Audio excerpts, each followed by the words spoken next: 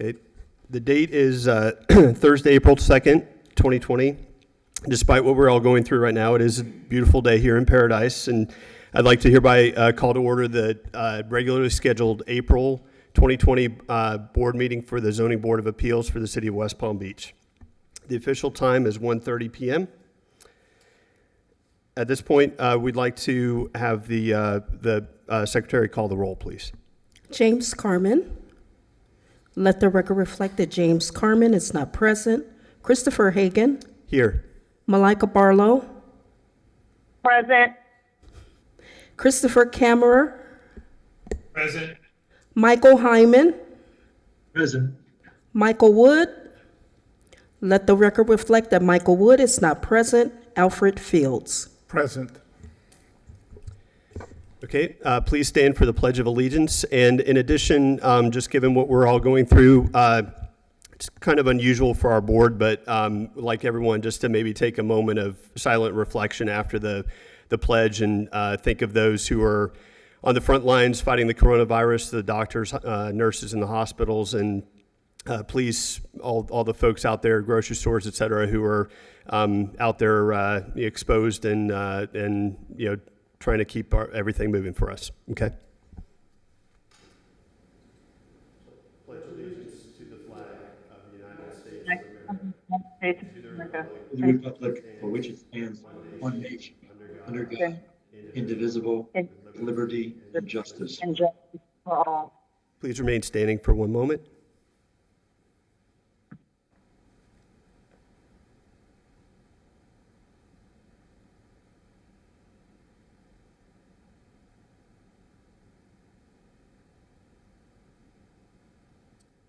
Okay, please be seated.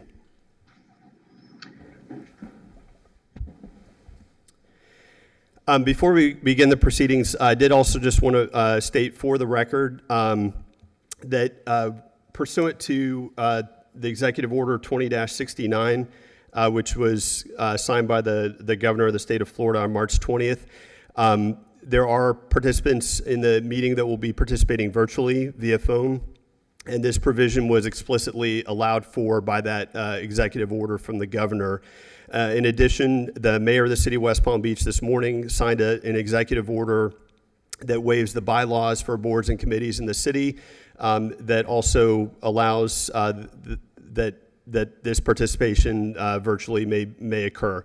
So therefore, just again for the record, this meeting is being performed in accordance with both of those executive orders, and again, want to have that officially on the record. At this point, we'd like to... Mr. Chair, if I may, am I correct in that we have 2 members present and 3 members participating electronically? Yes, that is correct. And so we do have a quorum based on the roll call, a total of 5 members, 3 virtual and 2 here in person.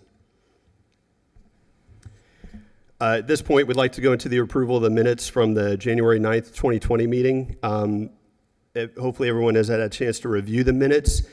Please speak up if you've got any comments, additions, or corrections to the minutes. If not, I'll entertain a motion.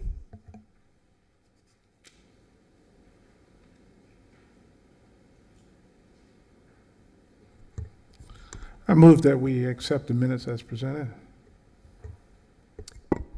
Is there a second?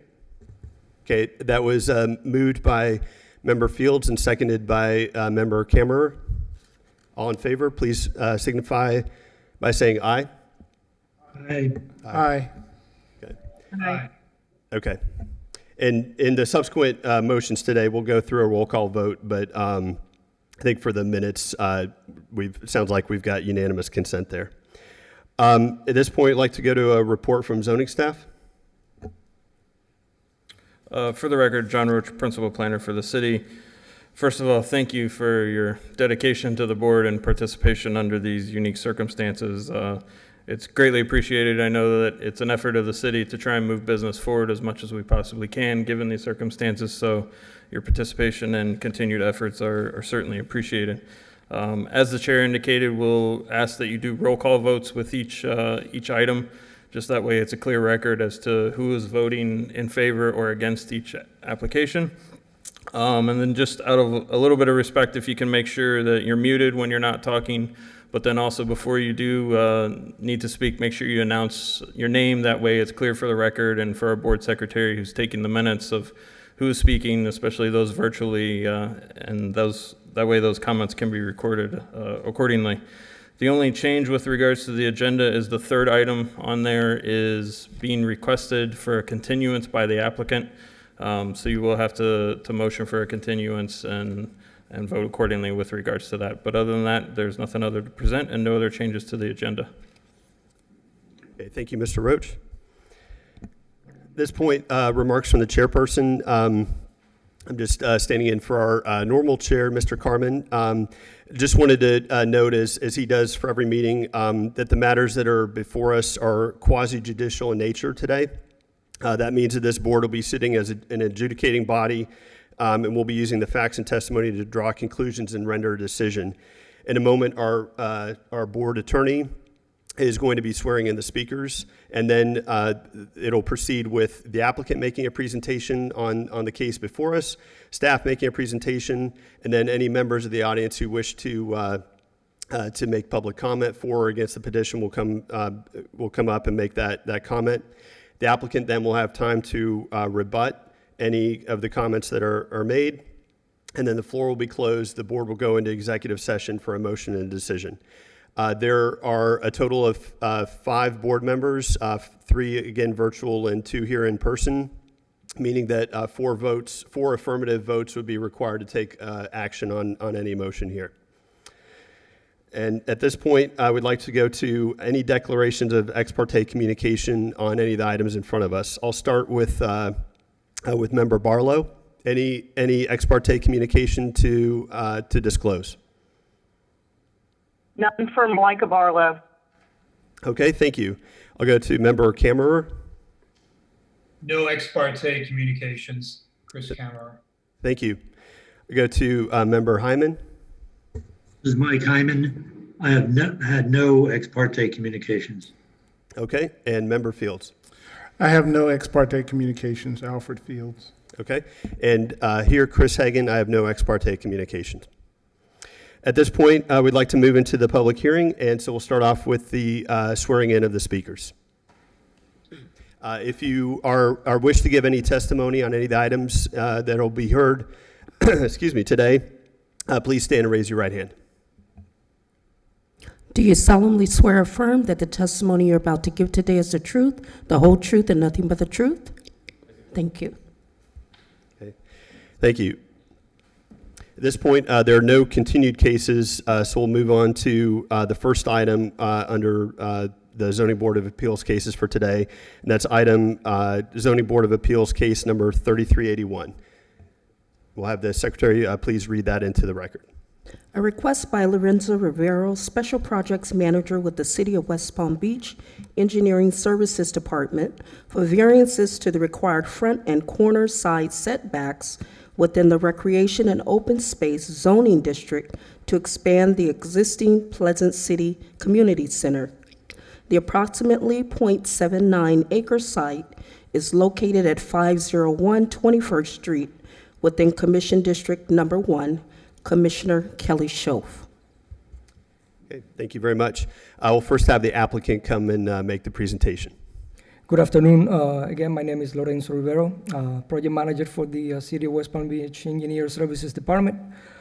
Today, we are going to be presenting and seeking approval for the variance of the renovation, expansion, and facade improvement of the Pleasant City Community Center, case number 3381.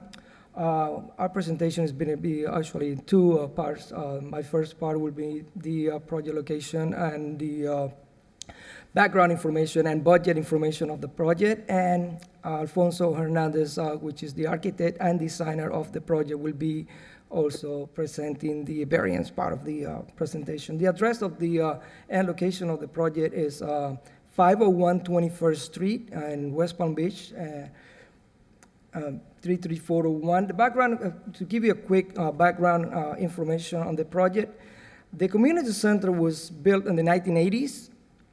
Is in need of complete renovation and improvement to provide better facility for the users. The space is used for after-school daycare programs, camp programs, and other recreation programs that the city holds in the facility. This project will be adding approximately 1,251 square feet of extra space for the community center. And a variance approval is critical to the expansion of the community center to provide adequate space needed for the users of the center. The background information, so in 2018, the staff, the city and Park and Recreation Department, our engineer services, and our consultant team held meetings to discuss the expansion of the 10,648 square foot community, and the HOA and the stakeholder were really in favor and pushing for this needed renovation. The desire of expansion actually, as I told you before, is totaling 1,251 square feet. That will provide a new common area, computer room, office, additional storage area, and we will be doing the new east entrance welcome area and improvement of the north entrance area. On the floor plan, let me see if they will let me, I don't know if this will let me, they don't have a pointer. My apologies, I thought this had a pointer. But on the site plan, I can share that with you later if you want to. But it's very detailed, the proposed of the computer room, the new storage room facilities, as well as the common area, the new common area, the office, and the multi-classroom that we are going to be renovating. It's going to be actually 3 of them, including also the computer lab. On our site plan, it's going to be very well defined, and Alfonso will be taking over from there, and I will be finishing up the presentation. Good afternoon. My name is Alfonso Hernandez. As Lorenzo introduced me, I am the architect working with the City of West Palm Beach Engineering Department and with Parks and Recs. So we basically just wanted to highlight the areas that we're looking for the variance. And so the 2 areas that you see in yellow really do reflect the areas that we're trying to expand into the current setback. But just to kind of paint the picture for you so you can kind of see all the information here, you notice that at the top we have the 22nd Street, and then there's the existing building, which is approximately 10 feet away from the perimeter. And that distance is shown in the blue line. And so currently, the building, when it was built, again, already within that setback. Again, we don't have all the details of the history as to why things were done the way they were done, but the fact is that the current zoning really puts that building back about 25 feet if it were to be built today. So what we're trying to do is, again, trying to meet the community's needs was to be able to expand in certain areas. So for the most part, our expansion is within that setback. But the 2 areas that we do need to be able to project out happens to be, again, on the north side of the property, and you notice there that it's highlighted in yellow, and it's called the area of required variance. So it's not a large area, but for the building itself and for the use, it's very important because that allows us to have again, a secondary entrance that has a certain amount of presence. And then also located on the east side is the other small piece, and in this case, is basically just the extension of getting into the facility. And again, it's a small area that we're also requesting at that point. And in both of these cases, both the existing buildings are already within that setback. It just happens to be because we're adding the additional 1,200 square feet that Lorenzo mentioned, that's where we're getting into those small areas that we do need to be able to do that. And we're hoping that this committee will be able to pass that. And maybe I have some more details to kind of share with you. Okay, very good. So on the next detail, you could see it a little bit better now, and this is where I was referring to some of the setbacks. So if the building were to be built today, the setbacks would be around 25 feet. And let me just also explain that those setbacks are based on a park setting where you have a community center within a park. This is a different condition. This is more of let's say, of a different type of setting where the park is not necessarily connected to the actual building. So the existing encroachments are shown again as we showed there in blue, and it shows those existing areas. And the area that we're totally looking for is done 193 square feet, which is located, highlighted in the yellow area. So again, unless you have any questions, I want to show you the other side as well so you can take a look at it, which is, again, on the east side. It's a small area. What we're really looking for is 7 square feet to encroach in it.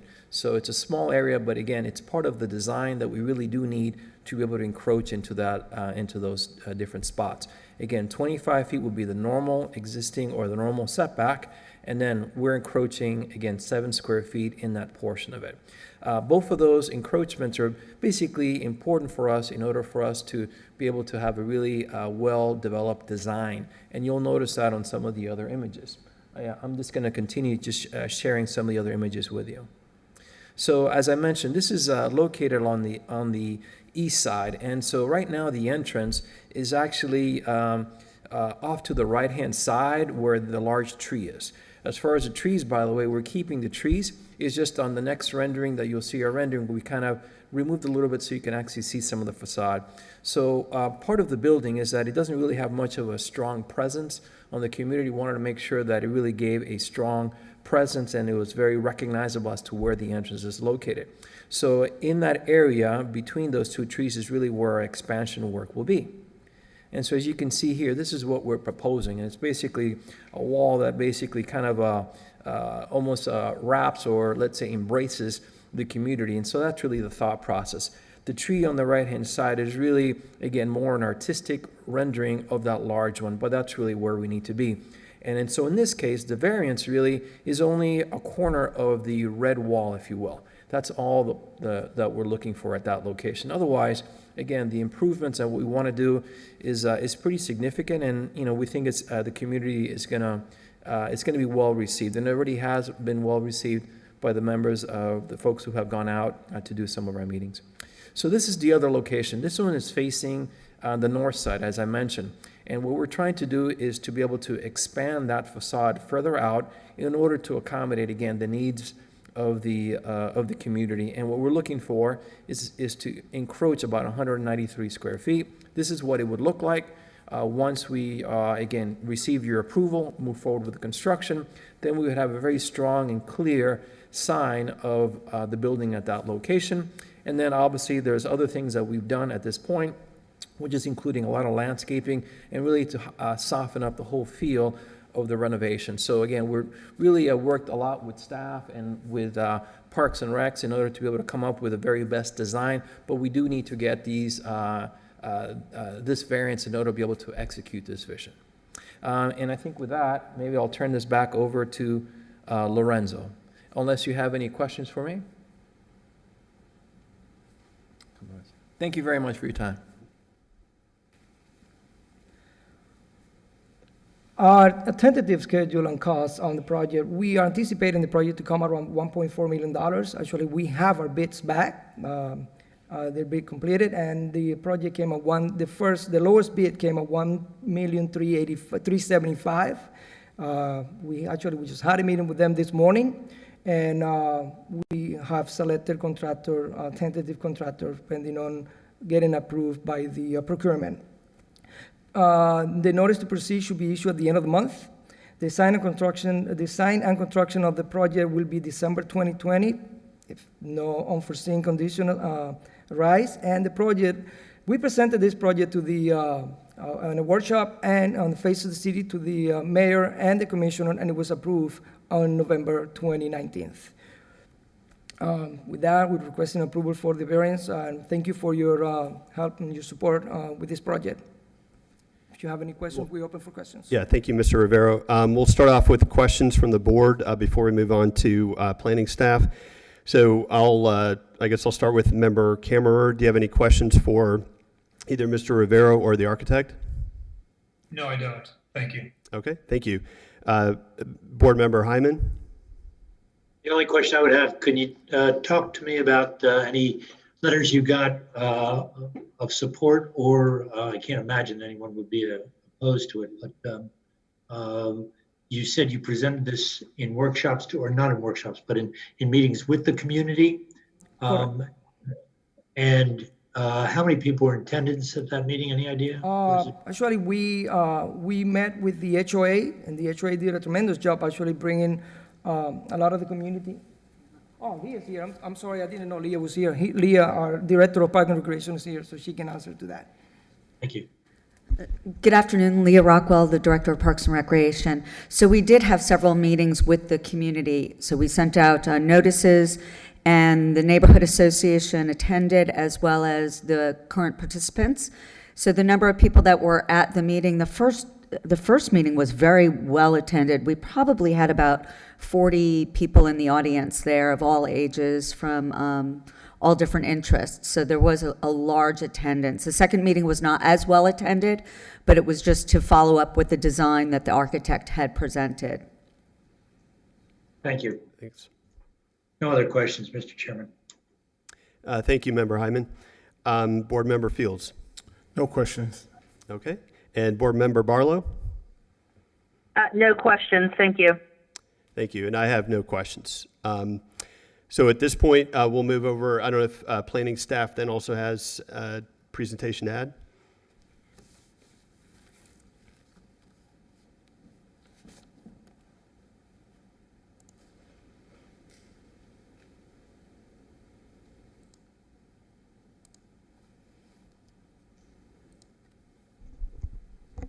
Okay, good afternoon. Linda Louise, Senior Planner for the record. Okay, so just to summarize, the applicant is requesting variances from the required front and corner side setback of the Recreation and Open Space Zoning District in order to provide for the community center expansion. The variances are summarized in these tables. The first variance request is for the front setback along the north side of the building along 22nd Street, and the second variance request is for the corner side setback along the east side of the building, which is also along Spruce Avenue. This site plan here below illustrates the proposed building encroachments into the required setbacks. These areas are highlighted in yellow. As you can see, the encroachment areas are minimal, and staff does not foresee any significant impacts to the site or to the surrounding areas. So this first site video is of the north side of the building along 22nd Street. This is the community center building. And this area here is the site of the proposed expansion and encroachment. As noted in the site plan, the encroachment area is going to be located within the existing building envelope, so staff does not foresee any impacts to the area. The second video is of the east side along Spruce Avenue. This is the area of the proposed expansion. As noted in the site plan, the expansion area is located mid-block, so therefore staff does not foresee any issues with site visibility for pedestrian or vehicular traffic. In terms of meeting the 10 variance standards, staff believes that the 2 variance requests have met all 10 variance standards in accordance with Section 9438D6 of the Zoning and Land Development Regulations. And therefore, staff is recommending approval of ZBA case number 3381 for both variances. And that concludes staff's presentation. Thank you very much, Ms. Louie. We'll go again to board questions. We'll start off with Board Member Hyman. Any questions of planning staff?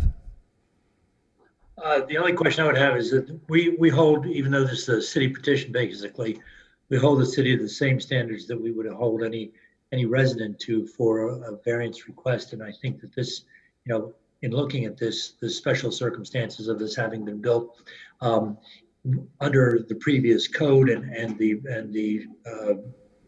purpose it serves for the community are ample justification for me to support this. Excellent. Thank you very much. Board Member Fields? No questions. Okay. Board Member Barlow? No questions, thank you. Malika Barlow. Okay. And Board Member Kammerer? Any questions of planning staff? No questions, thank you. Okay, and I have no questions. Thank you very much. At this point, we'll move into public hearing. If there are any members of the public who are here and wish to speak with regard to this application, please come forward to the podium. Okay, seeing none, I'll close the public hearing. And we'll bring it back here to the board for discussion. So I'll just, again, go through each of the board members, and if you'd like to make a comment, I'll go down the list of names. Please make a comment. If not, just no comment, and then we'll entertain a motion after that. So I'll start off with Board Member Fields. Any comment, discussion on the item before us? No comment. Okay, thank you. Board Member Barlow? No comment. I'll just say that I believe it was Michael who, during the questions, that just saying that we hold the city to the same standard.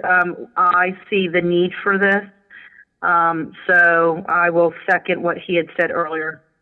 Excellent, thank you. Board Member Kammerer? I think it should be approved. Looks like a great project. I can commend the city for coming up with a very nice design, I think, to renovate this facility. Yeah. Thank you. Board Member Hyman? Yeah, thank you. My comments stand from previously and no further comment. Thank you. Thank you very much. And I'll just echo what Board Member Hyman said earlier. I think we do follow the same standards, and that they've been followed here well. And I think this looks like something where the criteria have been met and would provide a great benefit for the community. So with that, I'll entertain a motion on case number 3381.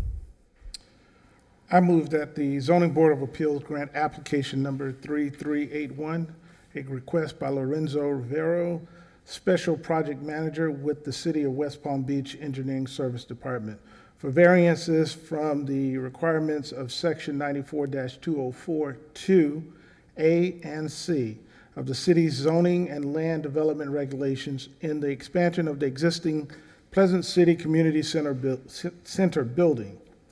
The motion is based upon the testimony presented along with the application submitted and staff's report, which constitute competent, substantial evidence. The board hereby makes findings of fact that each of the criteria in Article 2, Section 94-38, D6 of the City of West Palm Beach zoning and land development regulations have been met. Thank you. Do we have a second on that motion? Second. Okay. The motion has been made by Board Member Fields and seconded by Board Member Kammerer. I'd like the Secretary to call the roll for a vote, please. Christopher Hagan, Yes. Malika Barlow, I vote in favor. Christopher Kammerer, Yes, in favor.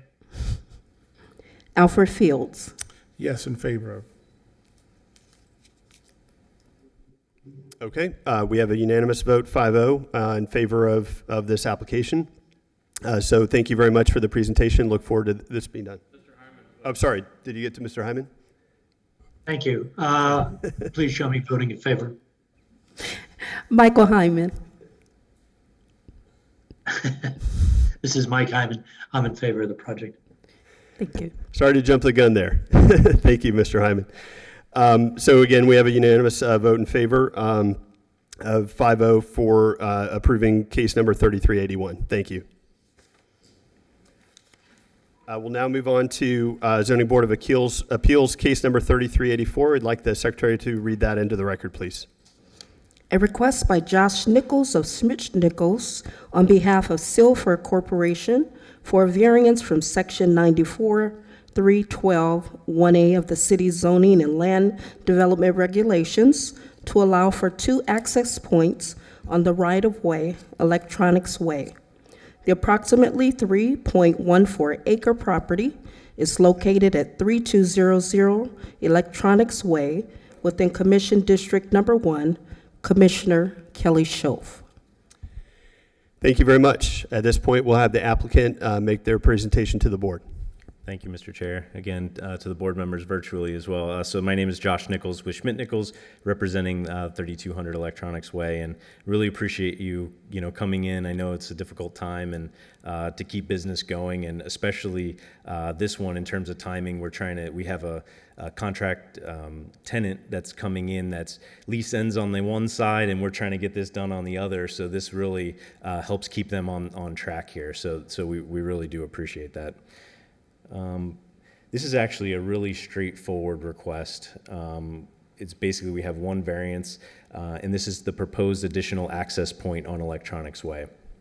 And the concurrent application that you see that's in the process with zoning right now is an informal site plan level 1, and it's basically a 4,000 square foot wholesaling yard and contractor storage facility.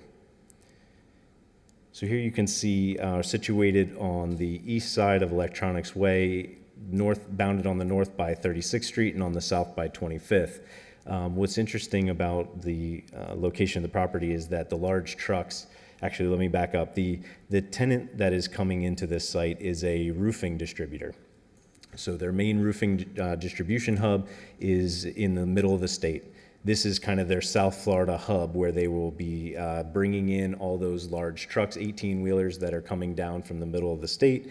Then they are brought into this facility, offloaded, palletized, and stored on the site. And then what happens is an individual homeowner contracts with a roofing company. The roofing company then sends their trucks over to this facility. They pick up those pallets and bring them and actually install them. So that's kind of the process of what the site will be used for.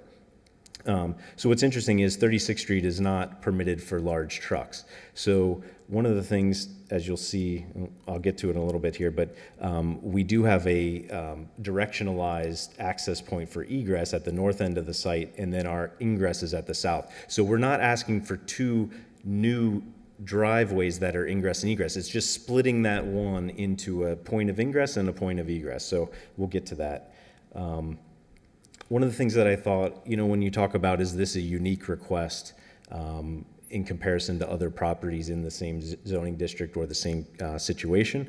And I think this slide really shows that all but about 3 lots in between 36th and 25th that are industrial all have at least 2 or more driveways, and that's a full ingress egress onto Electronics Way.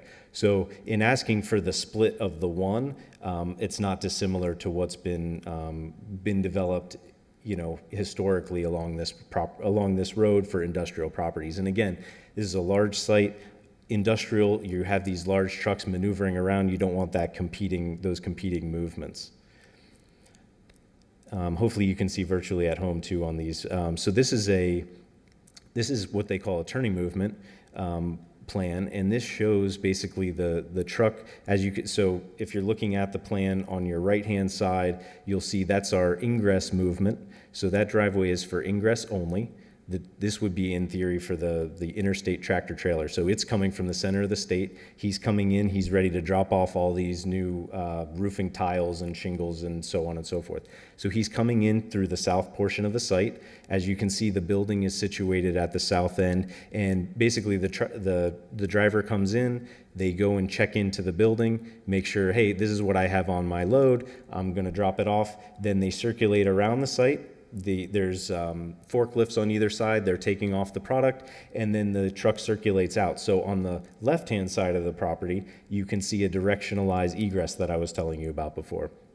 So again, what we don't want to have is 2 18-wheelers competing at the same access point. It just doesn't work. And this is how this distributor has done their properties in the past, and it works out well. And that's why you see those other properties along Electronics Way, why they have multiple access points, because they are dealing with large moving trucks, semis, the flatbeds, all those types of vehicles. So again, it's an ingress only to the right of the page, and it's an egress only to the left, as you can see.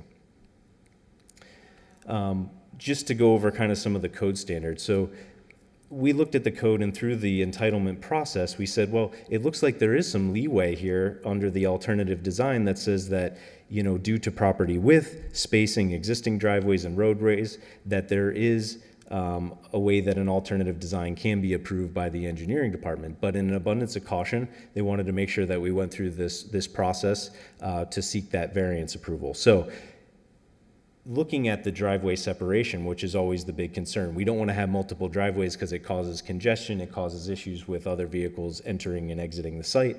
Well, when you look at in the code, the first line item there, so for a major arterial roadway, and I know that the Vice Chair, Mr. Hagan, could speak to this better than I, but major arterial roadways are the largest roadways that we have in the city or in the county.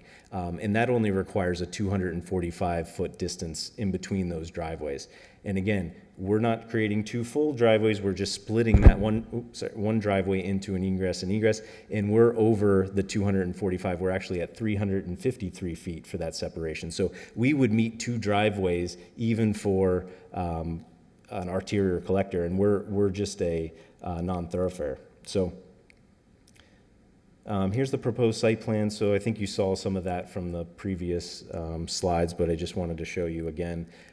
It's more or less, it's a storage yard. This is in the industrial district.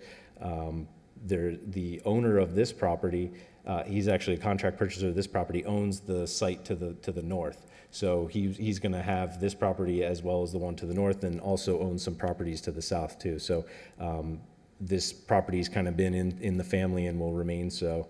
But they do have a tenant coming in that's looking to take over. So again, with that, I'd be happy to answer any questions. We support staff's recommendation and condition of approval that we build the driveways as shown on the site plan that's going through the process.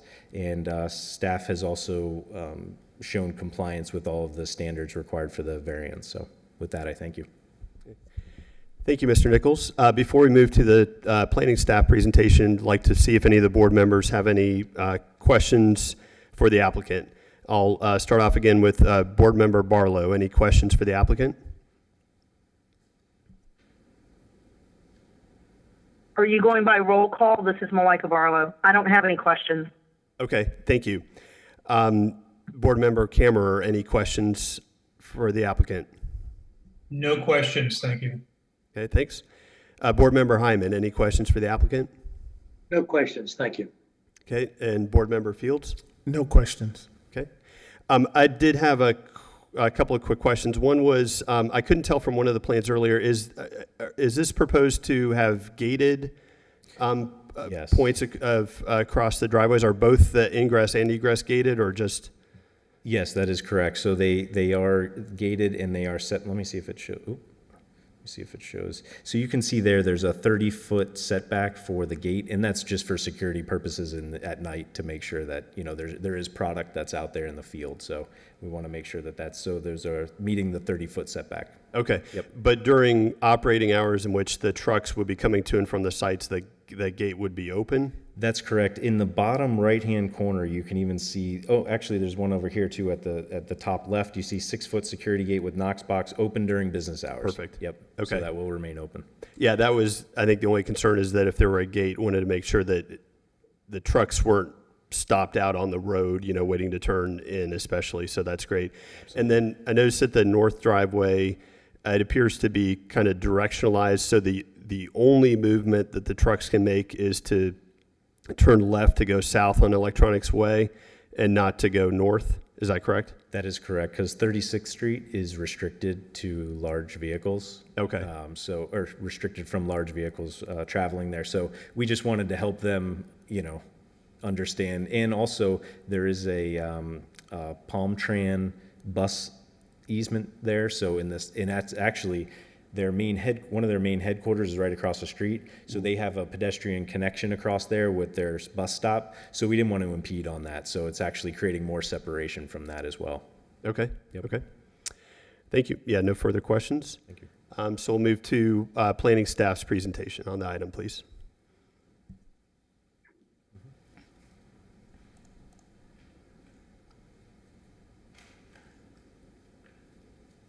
Good afternoon. For the record, my name is Rachel Falcone, Associate Planner with the City. I'll be presenting ZBA case number 3384, located at 3200 Electronics Way. So you can see the location of the property is along Electronics Way, just south of 36th Street. And I will be playing you the video now. So we're panning, starting from the north of the property. It is a vacant lot currently. And, you know, as we pan right, you see the Palm Trans site, and then back towards Electronics Way. For staff's recommendation, it is approval with conditions for the variance for 2 access points. It shall be designed such that one access point is for ingress only, and the second access point is for egress only. With the survey, it is a large site. It's approximately 3.4 acres, and it's roughly 400 feet in depth, and then over 500 feet in width. For the variance summary, the code section has a maximum permitted access point of 1 based on the parking requirements, and the applicant is providing 2 access points. However, one is only for the ingress and the other is for the egress. Here's the site plan. The ingress location is on the southern portion of the property, and the egress is on the northern, and they're approximately 353 feet apart from each other. And this concludes staff's presentation. Thank you very much. We'll go to any questions from the board for staff. So I'll start off with Board Member Kammerer. Any questions for staff? No questions, thank you. Thank you. Board Member Hyman, any questions for staff?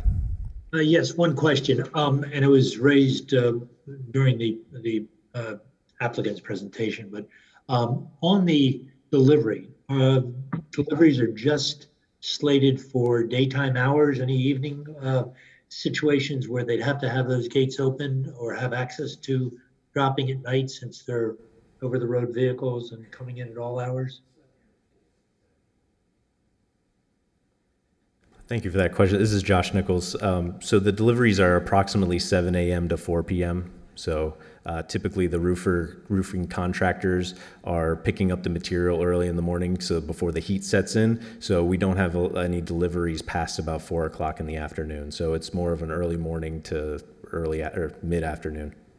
For the Josh, for 1 second, for the deliveries, the incoming, you're saying is later on in the afternoon, then, correct? Well, all the deliveries, so either deliveries or pickups are going to happen between that 7 a.m. and 4 p.m. time frame. Yep. Thank you. Any further questions? Mr. Hyman, any further questions? No, I'm sorry. I beg your pardon. No problem. Thank you. Thank you. Okay, Board Member Fields. No questions. Okay, Board Member Barlow.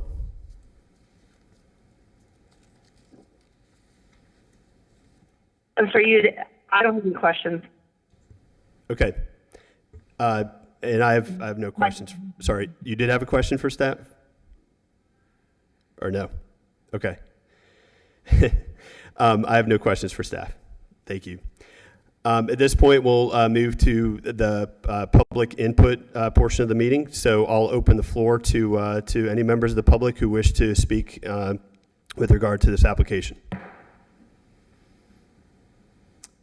Seeing no one move forward, I'll close the public participation portion of the hearing. Then at this point, we'll move to executive session. So we'll go to board discussion. I'll start off with Board Member Hyman. Do you have any comments or any discussion on this item? No, Mr. Chair, no questions. Okay. Board Member Fields? No questions. I'm comfortable with it. Okay. Board Member Barlow, any question, or sorry, any comment or discussion? No questions, thank you. Malika Barlow. Okay. Board Member Kammerer, any comments or discussion? No comments, thank you. Okay. And this Board Member Hagan, I'll just briefly say, I think it looks like to me that again that the criteria have been met, that we're dealing with a situation where you've got unique circumstances due to the nature of the business, and there's no request above and beyond. If one driveway were granted, that driveway would have to have ingress and egress. So you'd have at least one egress and one ingress occurring. Here, you're still having just one ingress and one egress. It's just that they're split. And, you know, knowing that the type of vehicles, the heavy semi-tractor trailers that are coming here, there could be a lot of conflict by trying to have them in and out at the same driveway. So I think the justification provided in our materials, makes a lot of sense for the situation that's been presented to us here today. With that, unless there's any further discussion from the board, we'll entertain a motion. Alfred Fields, I move the Zoning Board of Appeals grant application number 3384, a request by Josh Nichols of Smiths Nichols on behalf of Silver Corp. for a variance from section 94-312, 1A of city's zoning and land development regulations to allow for 2 access points on the right-of-way, Electronics Way. The motion is based upon the testimony presented along with the application submitted and staff report, which constitute competent, substantial evidence. The board hereby makes findings of fact that each of the criteria in Article 2, Section 94-38, D6 of the City of West Palm Beach zoning and land development regulations have been met. In addition, the granting of the variance is made conditional upon the following restrictions, stipulations, or safeguards that I move are necessary to ensure compliance with the purpose and intent of the zoning and land development regulations and consistent with the comprehensive plan of the City of West Palm Beach. Thank you very much. Is there a second on that motion? I'll second. Mike Hyman. Okay. We have to identify, this is Chris Cameron, do we have to identify the conditions? Conditions, recommendation of conditions that 2 access points shall be designed such that 1 access point is for ingress and only, and the second access point is for egress only. Thank you. Thank you very much, Mr. Fields. And I'm sorry, who seconded that motion? This is Mike Hyman. I had originally. Okay, perfect. So the motion has been made by Board Member Fields and seconded by Board Member Hyman. We'll have the secretary call the roll, please. Christopher Hagan, Yes. Malika Barlow, Yes, vote in favor. Christopher Kammerer, Yes, in favor. Michael Hyman, Yes, in favor. Alfred Fields. Yes, in favor. Okay, so based on that vote, we have unanimous approval, vote 5-0 in favor of the of case number 3384 with the condition read into the record. Thank you.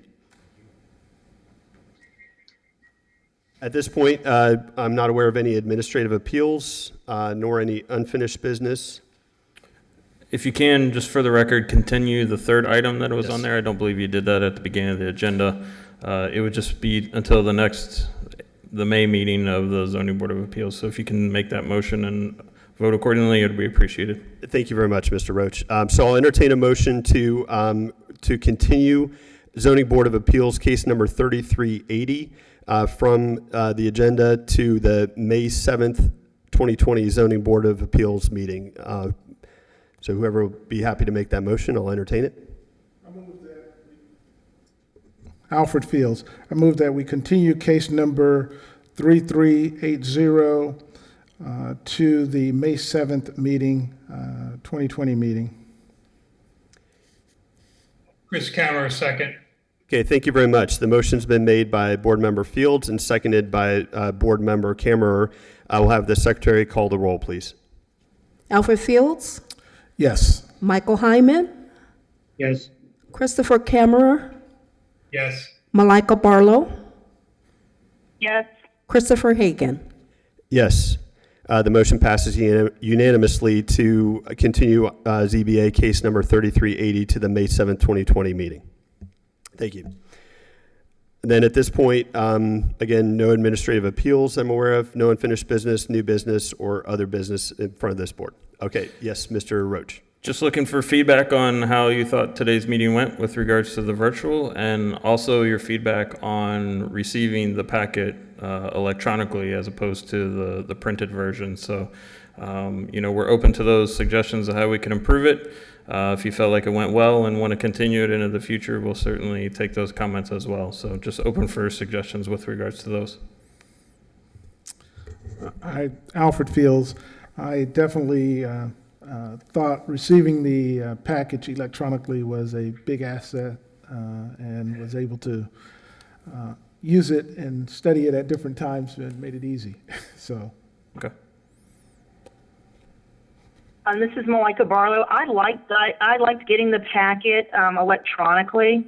So if the city ever decides to do that moving forward, I will, if we do this again next month. I'm having a little bit of trouble hearing the audio using my cell phone. So I need to fix that. I just need to figure out how to run the sound through my little tablet because I only have the video, but that's on me.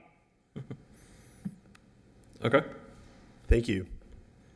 This is Mike Hyman. I like the idea of the of being able to do this for meeting purposes, and I'm fine with the information coming through electronically. I believe that going forward, this will improve our attendance dramatically. I know for me as one who's out of town a lot. I can do this wherever I am. So delighted to be able to do that. And I congratulate the staff for and the city for making this happen. Yeah, Chris Kammer, I second. I think this really worked well. I like getting them electronically. It's just, how would it work at the meetings of when we attend in person? Would the packages be available for us on the screens then? So at this point, what we did for Mr. Hagan and Mr. Fields was we put an abbreviated version of the packet in front of them along with the motion pages so that you could refer to them if necessary during the meeting. Of course, a lot of the information that is covered in there is within the presentations themselves, including the plans and so forth. So, we'll look into as we go more virtual with things, even if you are present within the chambers. Rather, there's the potential of having laptops in front of each, board member and so forth. Those are all things that we're exploring. It'll be interesting to see how, all of this changes as a result of the circumstances that we're in right now. But we're definitely exploring those ways to make it more virtual or more electronic and easier to access. Well, because this is Chris Kammer, the way I'm using it right now is actually on my email. I pulled up all the documents you sent me on one screen, and then I've got you on the other screen so I can flip through the packet. Obviously it saves the city printing and distributing all of these packets to all of us, which I assume is some expense. So if we can keep it electronic, great. It's just being able to refer to that because it usually take notes in that packet, at the meeting. Because If we only have like a small portion of it actually at the meeting, it might be a little more difficult. Understood. Thank you. Yeah, I'd add, I think I'm used to, my office, we have a 2-monitor setup, and I was thinking today that it would be helpful. I brought my laptop here just in case, but then the hard copies were here, so that worked out perfectly. But to even avoid having the hard copy here, if we had 2 monitors where one had the PowerPoint presentations as they're coming up and any of the visuals, but then the other monitor allowed the board packet to be there with the agenda and the staff report there, so that could be, if we needed to refer to anything or the motion as the presentation was up on the other monitor, or just to split screen here to allow those 2 on the same monitor, that would be helpful. Okay. But I did like receiving the packet electronically. I think that worked out just fine. Perfect. Thank you for your feedback. Thank you very much. Unless there's any further comment from anyone on the board? No comment, Chris Kammer. Okay. No comment, Melissa. Hello. No comment, Mike Hyman, other than to motion that we adjourn. Okay. A motion's been made to adjourn the meeting. Is there a second?